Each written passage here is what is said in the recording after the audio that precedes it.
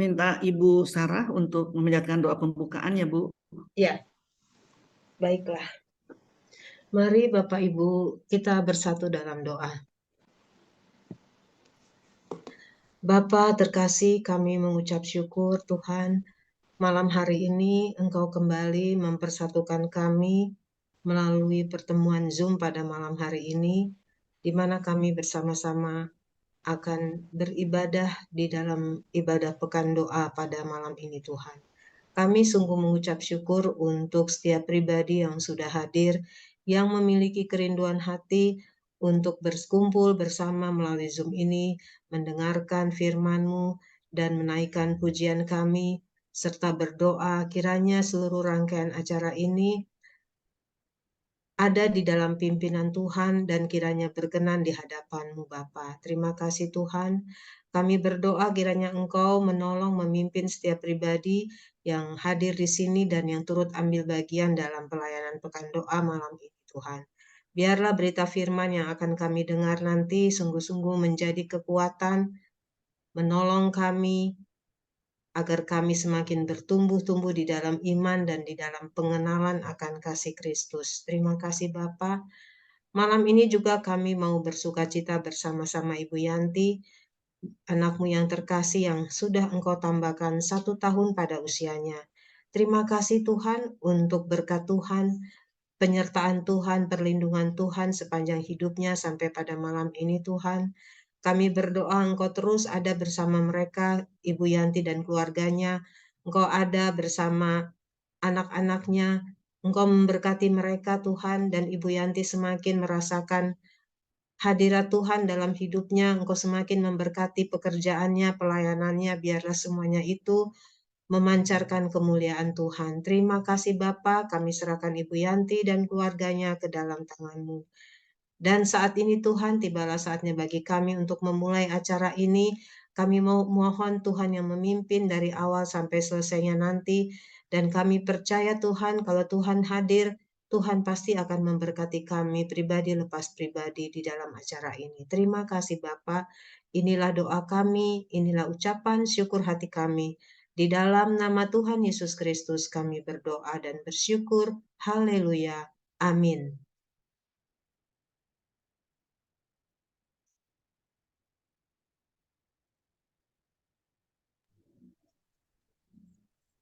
Amin, Bu Yul.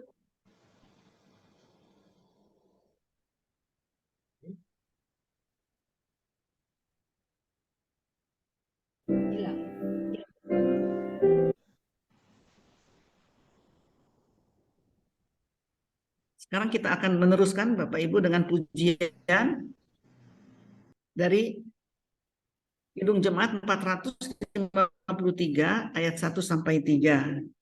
Tuhan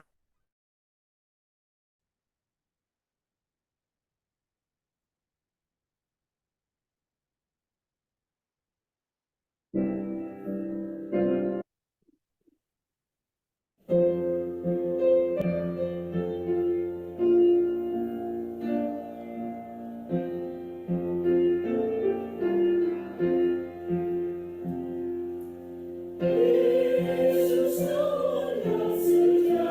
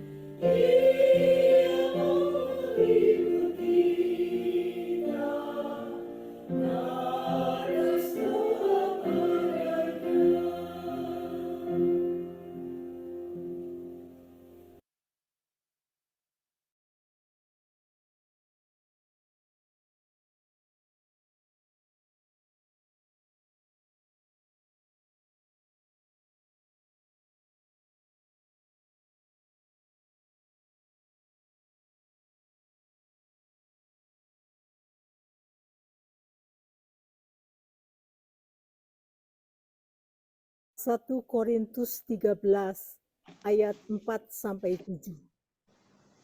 Kasih itu sabar, kasih itu murah hati, ia tidak cemburu, ia tidak memegahkan diri dan tidak sombong.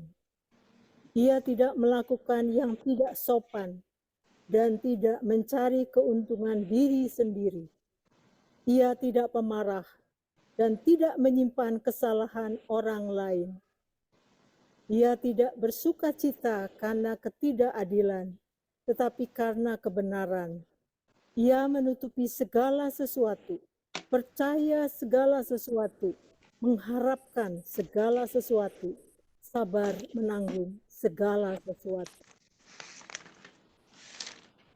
Sekarang kita akan mendengarkan renungan dibawakan oleh Ibu Penatua Rita. Dipersilakan, Bu.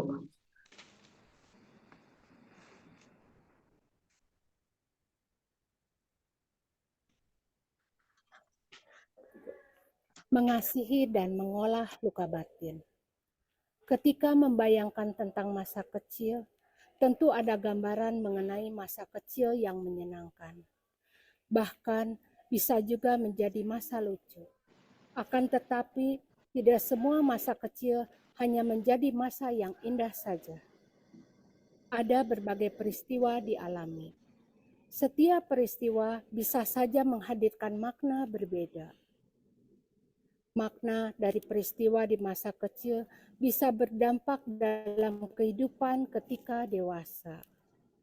Peristiwa suka dan duka bersama keluarga, teman, bahkan orang asing dapat menjadi pengalaman.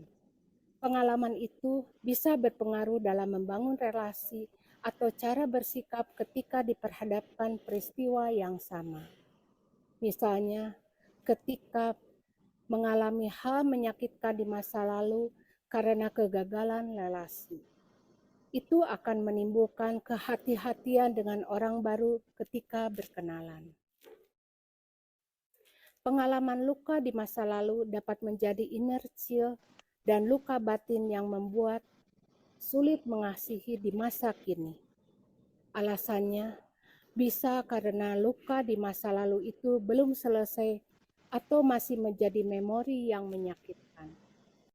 Selanjutnya, memori tadi menjadi parameter untuk mengasihi orang lain di masa kini. Ini berbahaya. Inertia menurut John Bradshaw tahun 2020 dapat muncul dari adanya pengalaman atau kejadian di masa lalu yang belum terselesaikan. Dari halosehat.com didapat keterangan bahwa inertia dapat dialami seseorang akibat kehilangan orang tua atau wali dan keluarga dekat, kekerasan fisik, emosional, atau seksual, pengabaian, penyakit serius, perundungan, atau bullying. Pepecahan dalam keluarga, ada anggota keluarga yang menyalahgunakan alkohol dan obat-obatan terlarang. Kekerasan dalam rumah tangga, terpisahkan dari keluarga. Pengalaman menyakitkan di masa kecil, kalau diabaikan dapat menjadi masalah. Apalagi pengalaman luka itu menimbulkan trauma. Trauma itu harus dipulihkan. Ketika trauma diabaikan dan seseorang bertumbuh dewasa, seolah semua baik-baik saja. Namun sejatinya tidak. Kondisi yang demikian membuat orang itu sulit untuk mengasihi sebab di dalam dirinya masih tersimpan luka batin. Oleh karena itu, inertia perlu disadari dan diolah dengan jujur. Kesadaran akan luka di masa lalu dapat menjadi pengenalan diri yang otentik untuk mengasihi. Seorang dengan luka batin yang belum pulih memang dapat mengasihi sesama. Namun, kasihnya pada sesama muncul akibat kasihan, bukan empati atau kepedulian. Kasih yang diberikan pada sesama tidak otentik. Ajaran tentang kasih dalam 1 Korintus 13 ayat 5 sangat menarik ketika dikaitkan dengan inersia dan bagaimana seseorang menyadari serta mengolahnya. Surat 1 Korintus 13 ayat 5 merupakan bagian dari tulisan Paulus untuk jemaat di Korintus. Dalam penulisannya, Paulus menjelaskan salah satu kekhasan dan karakter dari kasih.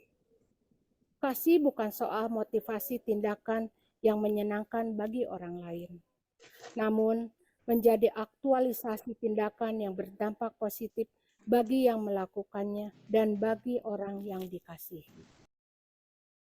Keutamaan kasih ada pada bagaimana kita melakukannya. Kasih adalah kata kerja dan dapat mewujudkan menjadi perilaku keseharian. Bagi kita, mentalitas mengatasi perlu dihayati dan dibiasakan. Dengan kasih, seseorang akan memulihkan luka batin dengan memaafkan serta berdamai dengan diri sendiri dan sesama. Hidup dengan mewujudkan dan membiasakan kasih bermuara pada perilaku seseorang yang tidak mencari keuntungan bagi diri sendiri. Kasih memulihkan luka batin di masa lalu. Dengan pemulihan itu, kita dapat berdamai dengan diri sendiri dan mengalirkan kasih pada sesama. Amin.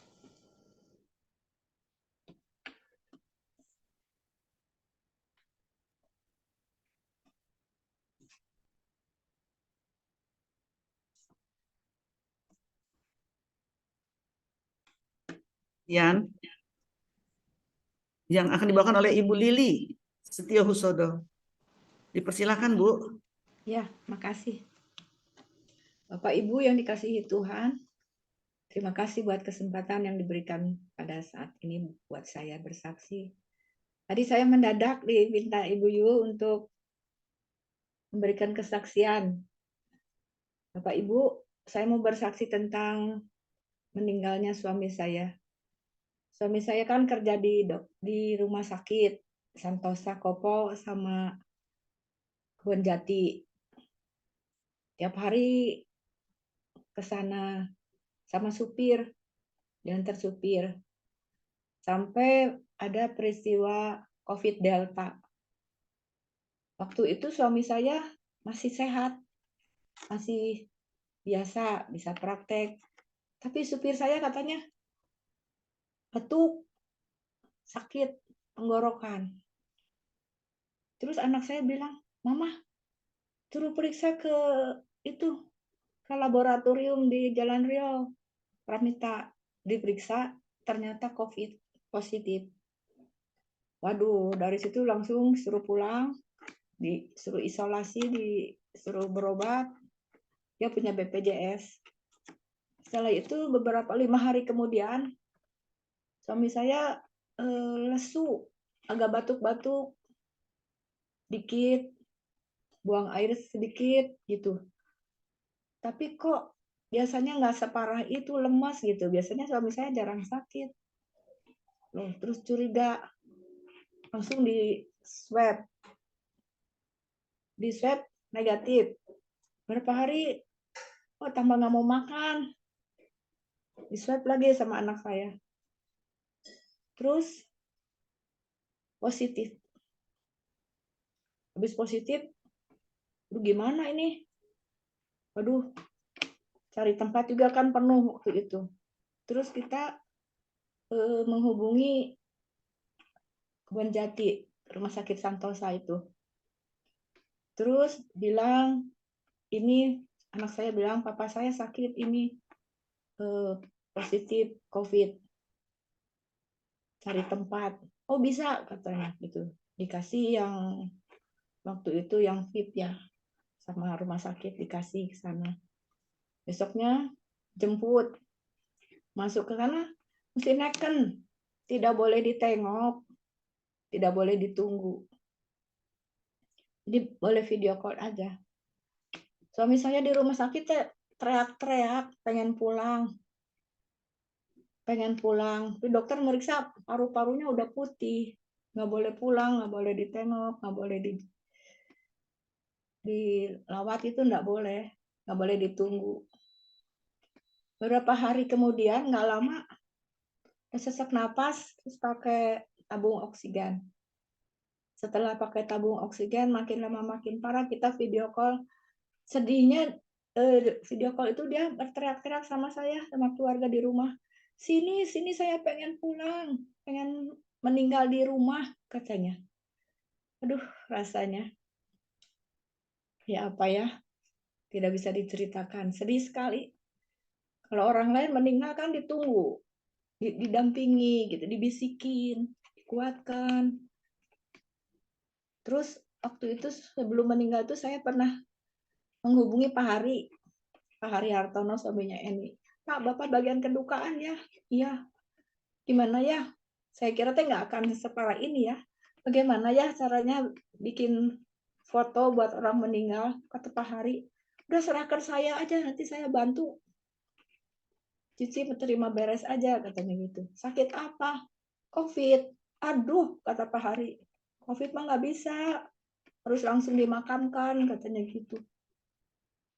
Suami saya meninggal jam 15:55. Nggak boleh dibawa kemana-mana.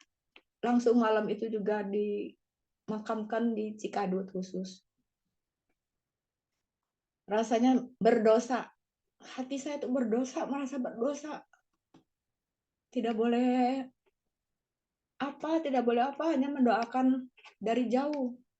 Saya telepon, Pak Edo nelpon, Pak Iwan, Pak Ujun nelpon, menguatkan saya, menghibur saya. Aduh, rasanya. Biasanya kan saya di komisi pelawatan, melawat.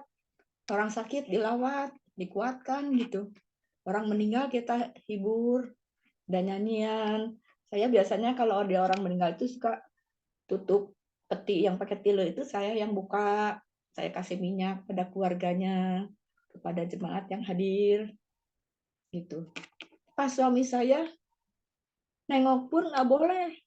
Aduh, sakit saya.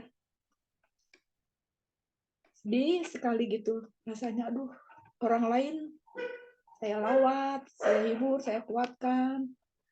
Tapi pas suami saya nggak bisa apa-apa. Memang tidak berdaya. Kami hanya berdoa, Tuhan pasti memberi yang terbaik. Dan setelah dimakamkan sampai jam 10 malam baru pulang anak saya memakamkan. Udah selesai mah katanya. Jam 10. Ya udah. Dari situ saya kok merasa bersalah gitu. Tertuduh kok kamu tidak berbuat apa-apa. Gimana gitu. Nggak boleh. Dan saya sangat tidak berdaya. 1 tahun lebih rasanya itu menuduh saya, luka hati saya. Kok tertuduh gitu, kamu kok tidak melayani ketika dia mau meninggal, tidak mendampingi. Sedih.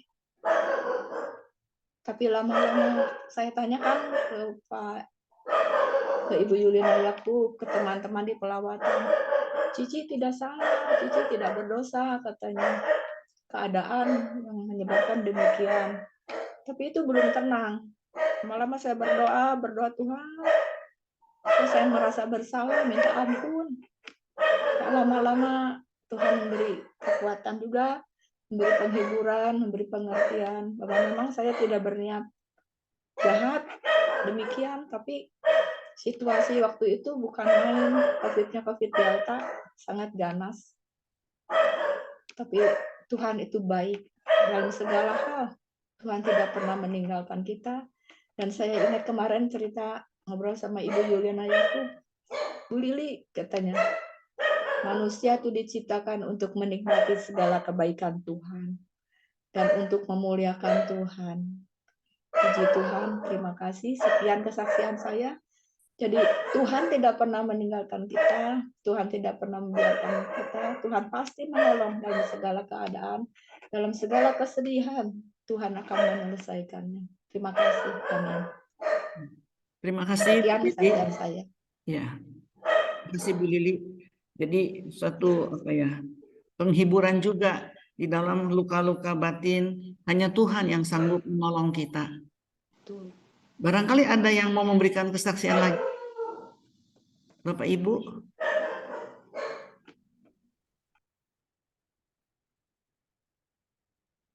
Kalau belum ada, mari kita lanjutkan lagi ibadah kita dengan pujian Kidung Jemaat 395 ayat 1 dan 2, betapa indah harinya.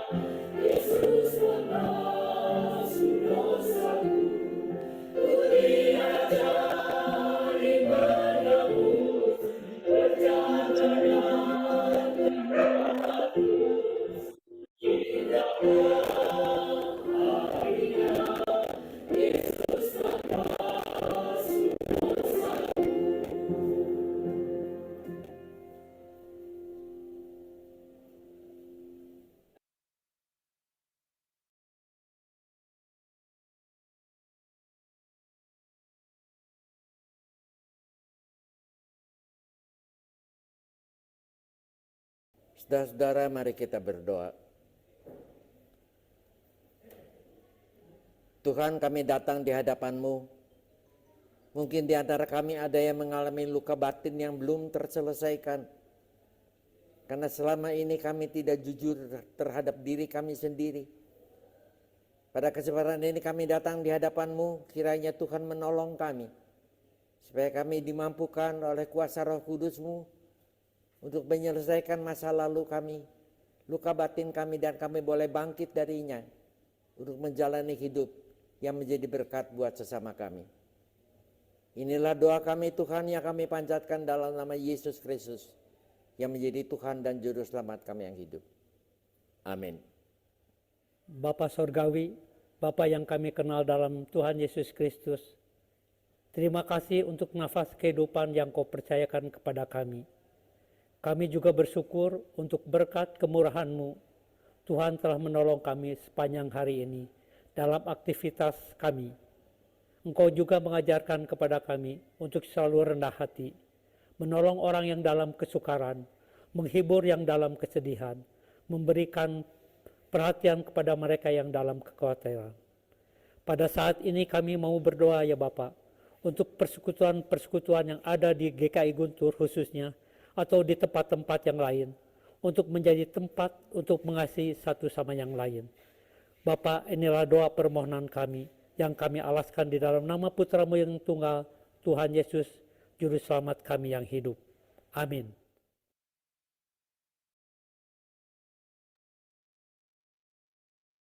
Sekarang kita akan memuji Tuhan lagi dari Kidung Jemaat 427 ayat 1 dan 2. Kusuka menuturkan.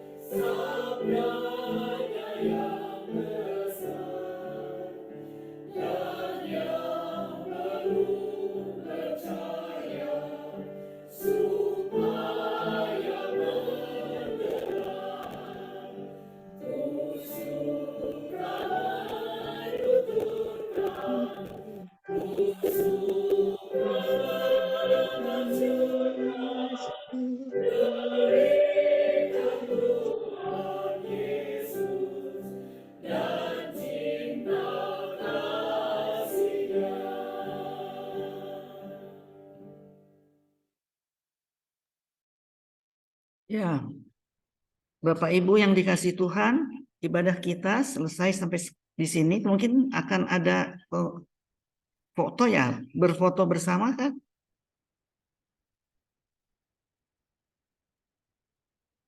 Manitia mungkin bisa menolong.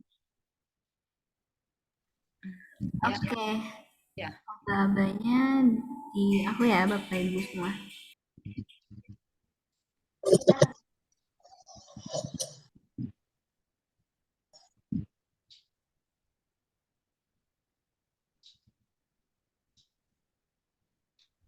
Oke. Ini ada beberapa halaman, jadi nanti mungkin kalau Bapak Ibu lagi berpose, mohon ditahan ya Bapak Ibu. Oke. Siap ya Bapak Ibu?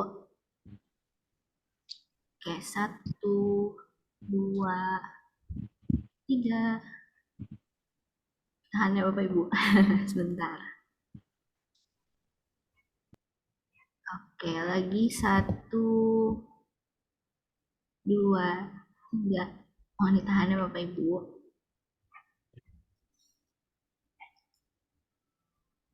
Oke, 1 halaman lagi, sebentar ya. Oke, 1, 2, 3. Oke, makasih Bapak Ibu. Terima kasih, Devina. Sekarang mungkin ada pengumuman dari panitia. Ya, silakan Pak Ujun. Oh, iya terima kasih Bapak Ibu. Saya mewakili panitia yang tiba-tiba ditunjuk Bu Yanti. Terima kasih untuk kesetiaan dan komitmen kita sampai hari ini, Bapak Ibu. Itu membuktikan bahwa kita memiliki kerinduan yang sangat besar. Dan setiap apa yang kita doakan bersama, kita pelajari dari renungan firman Tuhan setiap harinya, kiranya itu selalu menggugah kita ya sebagai anak-anak Tuhan, kesaksian-kesaksian dari para sahabat kita, itu juga menjadi bagian dari doa kita pribadi. Mungkin kita terus dukung dalam doa untuk sahabat-sahabat kita sekalian. Dan esok kita akan ada pekan doa yang terakhir ya di hari Sabtu, sebelum nanti di hari Minggu kita semua akan bersama-sama merayakan Pentakosta. Jadi kembali Bapak Ibu diundang untuk besok ya. Kalau tadi Bu Yul bilang ada 120 orang, nah besok harus 150 orang ya. Jadi Bapak Ibu silahkan mengajak rekan-rekan yang lain untuk sama-sama berdoa bersama. Itu saja, jadi besok kita akan doa kembali di jam yang sama, pukul 7 di link Zoom juga yang sama. Dan hari Minggu ada ibadah Pentakosta, menutup seluruh rangkaian acara Masa Raya Paskah. Dan kita diminta beribadah bersama juga, mengajak keluarga kita masing-masing. Demikian mungkin pengumuman singkatnya. Terima kasih malam hari ini sudah bergabung. Sampai jumpa lagi besok. Tuhan memberkati kita sekalian. Ya. Amin. Terima kasih Pak Terima Ujun. kasih Bu Yul. Selamat malam God bless Bapak Ibu. semua. Sampai Ketemu besok. besok. Terima kasih Bapak Ibu. Ya. Ketemu besok God lagi. bless. God bless. Selamat malam. Bu Lili, terima Selamat kasih malam. kesaksiannya. Terima kasih Bu Lili. panitia yang sudah membantu kita. Terima kasih banyak. Malam. Malam. Suaranya.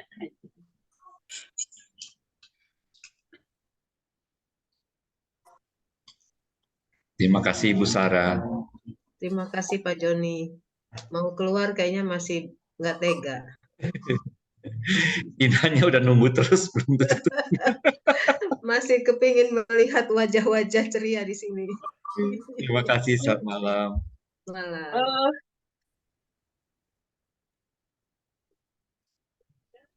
Oke, saya N ya Tante. Ya, Semua oke. semua terima kasih saat Terima malam. kasih Bu Lili.